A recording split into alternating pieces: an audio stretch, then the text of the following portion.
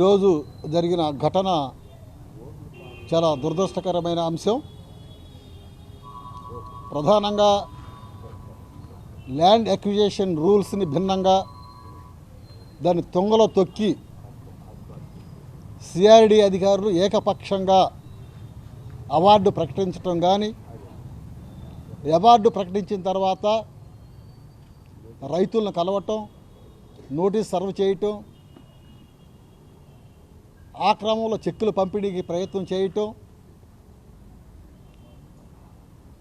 ఆ క్రమంలో రైతులు తిరస్కరిస్తే వాళ్ళ అకౌంట్లో అవార్డు మనీ జమ చేయటం, ఆ ప్రాసెస్ తర్వాత వాళ్ళు భూముల్లోకి వెళ్ళాలి తప్ప మొత్తాన్ని కూడా ల్యాండ్ అక్విజిషన్ రూల్స్కి భిన్నంగా ఇవాళ జరిగిన ఘటన స్పష్టంగా మనకు కనిపిస్తూ ఉంది.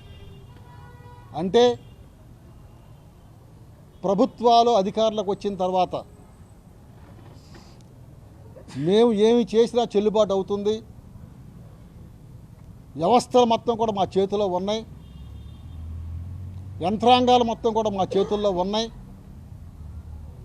కాబట్టి మేము ఆడింది ఆట పాడింది పాటలాగా కొనసాగుతూ ఉన్న పరిస్థితులు స్పష్టంగా మన కళ్ళ ముందు కనబడుతూ ఉన్నాయి.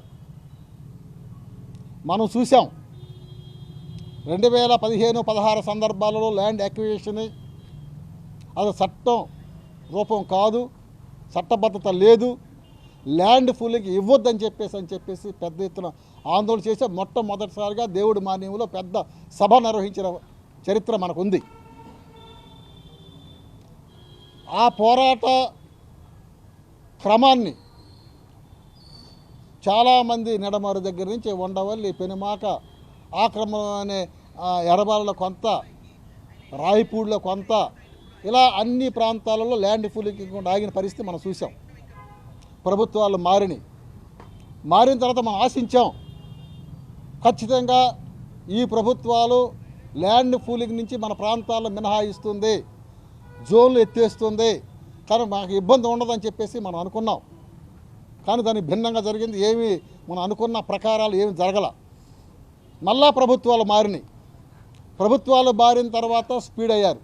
స్పీడ్ యాక్సెస్ రోడ్ మా కళ, రైతులు ఇవ్వాల్సిందే, ల్యాండ్ ఫూలింగ్లో ఇవ్వాల్సిందే, ఇవ్వకపోతే ల్యాండ్ అక్విజిషన్కి వెళ్తాం, అవార్డు ప్రకటిస్తాం, బలవంతంగా భూములు సేకరిస్తామని చెప్పేసి ఇవాళ ప్రభుత్వాలు ఏకపక్షంగా వెళ్ళిపోతూ ఉన్నాయి. మనం చూస్తూ ఉన్నాం.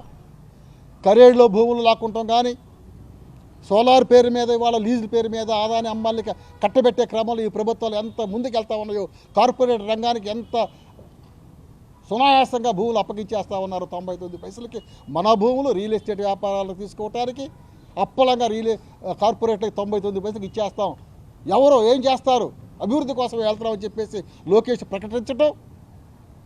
అంటే రైతులు మనం త్యాగాలు చేయాలి, మన భూములు కారుచౌకగా ప్రభుత్వాలకు అప్పచెప్పేయాలి, వాళ్ళు ఇష్టం వచ్చినట్టు రియల్ ఎస్టేట్ వ్యాపారస్తులకు కానీ, అదేవిధంగా కార్పొరేట్ సంస్థలు కానీ అప్పనంగా 99 పైసలకి ఇచ్చేయటం అని చెప్పేసి అంటే ప్రభుత్వాలు ఏ విధంగా ఆలోచిస్తూ ఉన్నాయి? రైతుల పక్షమా, కార్పొరేట్ పక్షమా తేల్చుకోవాల్సిన అవసరాలు ఉన్నాయి.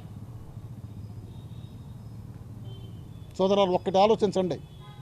కరోనా సమయంలో ఢిల్లీలో 3 నల్ల చట్టాలకు వ్యతిరేకంగా ఆబాల గోపాలం రైతాంగం ఎండకి, చలికి, చీకటికి, ప్రభుత్వ తోటాలకి, ప్రభుత్వ దమనకాండకి వ్యతిరేకంగా పెద్ద ఎత్తున 13 నెలల పాటు చేసిన ఆందోళన ఫలితం 752 మంది రైతులు చనిపోయారు. అక్కడ ప్రభుత్వం నిరంకుశంగా, కేంద్ర ప్రభుత్వం పెద్ద ఎత్తున వాళ్ళ మీద నిర్బంధాన్ని ప్రయోగించింది. అయినా ఆ రైతాంగ పోరాట పటిమ ప్రభుత్వాలు దిగొచ్చి అంటే 3 నెలల చట్టాలు రద్దు చేసే క్రమాన్ని పార్లమెంటులో ప్రవేశపెట్టి రద్దు చేస్తే తప్ప ఈ పురవీధులను ఢిల్లీని వదిలి మేము వెళ్ళమని చెప్పేసి రైతాంగం గళమెత్తితే మొత్తం కూడా పార్లమెంట్లో ప్రవేశపెట్టి ఆ చట్టాన్ని రద్దు చేసిన తర్వాతే ఢిల్లీ నుంచి రైతులు ఎన్నిదిరిగిన చరిత్ర భారతదేశంలో మన రైతాంగానికి ఉంది. అందుకని ఆ రైతాంగం యొక్క పోరాట పటిమ మనం తీసుకోవాల్సిన అవసరం ఉంది ఇవాళ. ఎందుకంటే మనం చేసాం గత 2015-16 పోరాటం, ఇప్పుడు జరుగుతున్న రైతాంగ పోరాటం మొత్తం కూడా మనం చూస్తూ ఉన్నాం. ల్యాండ్ పూలింగ్ కానీ ల్యాండ్ ఎక్విజిషన్ కానీ ఏదైతే మనం అనుకుంటా ఉన్నామో దాన్ని ఏదైతే ప్రభుత్వాలు గాడి తప్పి క్రమాన్ని కొనసాగిస్తూ ఉన్నారో రైతుల మీద ఇవాళ చూస్తాం. 3 ప్రొక్లైన్లు 4-5 ప్రొక్లైన్లు పెట్టారు. పాపం మహిళలను కూడా చూడకుండా పక్కకు నెట్టేసే క్రమం.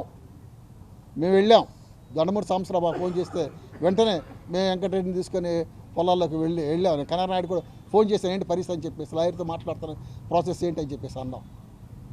ఏదేమైనా ఈ క్రమాన్ని అడ్డుకోకపోతే భావితరాల్లో మన గ్రామం మొత్తం కూడా అదృశ్యమయ్యే పరిస్థితి స్పష్టంగా మనకు కనిపిస్తూ ఉంది.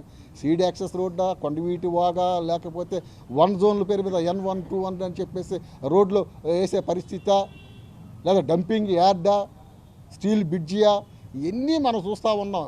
ఏది ఏమైనా కూడా భవిష్యత్తు తరాలకి మనం బాటగా నిలబడాల్సిన అవసరం ఉంది. దేశంలో ఉండవేళలో ఉన్న గ్రామ భవిష్యత్తు తరాలకి మనం నాంది పలకాల్సిన అవసరం ఉంది. వాళ్ళకి తోడ్పాటు అందించే క్రమంలో మన ఈ పోరాటంలో రైతాంగం ఏ విధమైన పోరాటానికి ముందు తీసుకెళ్తా ఉందో ఆ పోరాటంలో ఆంధ్రప్రదేశ్ రైతు సంఘం ముందు పీటిన నిలబడి మీకు పూర్తి సహాయ సహకారం అందిస్తామని చెప్పేసి ఆ క్రమంలో మేము ఈ యొక్క సమావేశంలో మీకు హామీ ఇస్తూ ఉన్నాం. మీ పోరాటానికి పూర్తిగా మేము అండదండగిస్తామని చెప్పేసి హామీ ఇస్తా ఉన్నాం.